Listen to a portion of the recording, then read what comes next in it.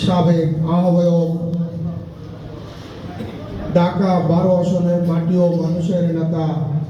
জনাব সাইফুল ইসলাম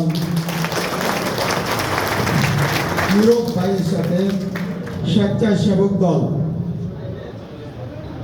ঢাকা মহানগর উত্তরের আওতাধীন তেজগাঁও,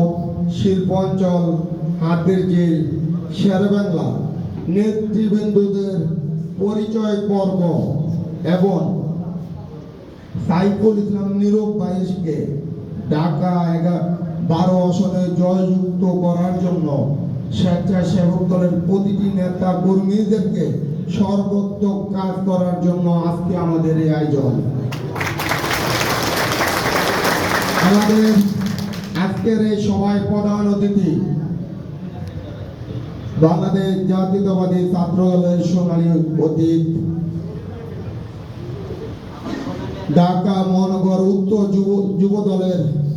বৃহত্তম ঢাকা মহানগর